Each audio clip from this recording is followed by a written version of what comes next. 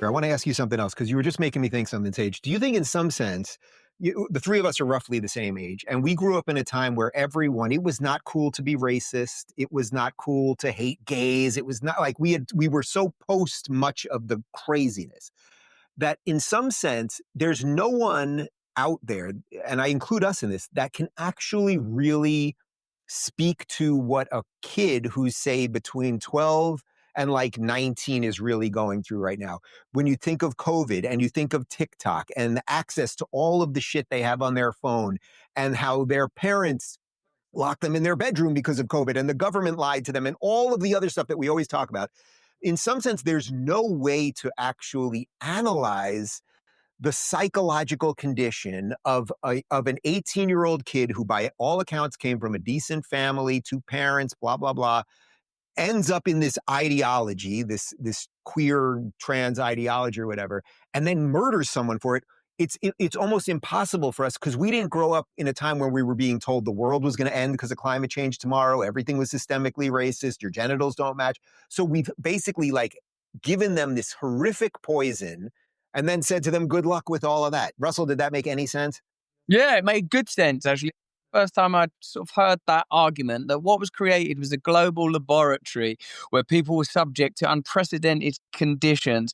And you're right. I mean, even myself, I can't conceive of how, if your driving ideology was that people's individual identity is the most important thing about them, and if they want to subvert even their anatomical appearance in order to convene more closely with their spiritual identity, I still don't know how you get to, and then therefore I'm going to shoot Charlie Kirk.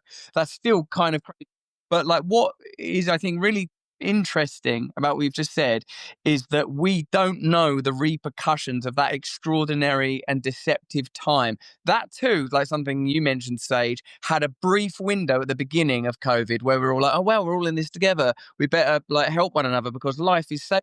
Life is important. We all have to protect one another. Then that went, and it became about sort of trust and mistrust and hatred and division. Yeah, we're gonna maybe a peculiar incubation period of hysteria was created, and I think that's a really interesting set of connections that you've made. Yeah. Hey, Dave and Russell. I mean, you guys know the ages of my kids: 19, 21, and 23. The younger two are still in college.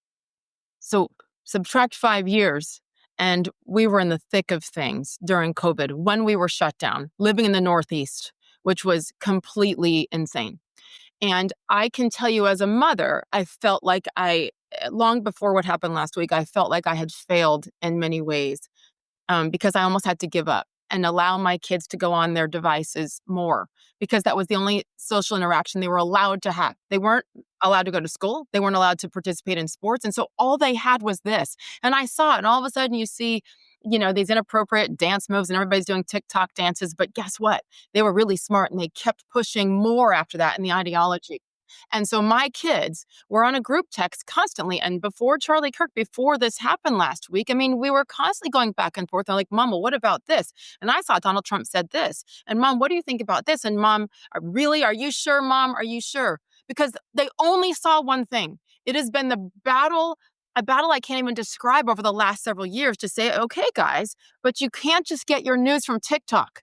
And fortunately, I feel like I've made up a little bit for what I felt was a failure back during COVID when we're locked down, but I still had to go to work every day. I couldn't monitor. I couldn't babysit everything that was coming onto their phones and their laptops.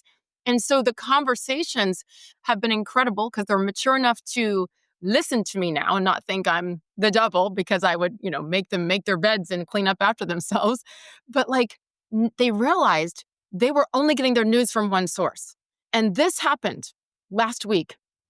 And my kids asked for a FaceTime with me, which never happens, the three of them who say, Mom, we need you. Number one, they're scared. They're like, Mom, please no more. Please don't go speak. Please don't go anywhere. Don't go near a college campus. It's not worth it, Mom. We love you, but please don't. We're all four crying on the phone. And number two, to truly make an effort. My oldest already has to listen to all different kinds of platforms, not just one. And the younger two are now.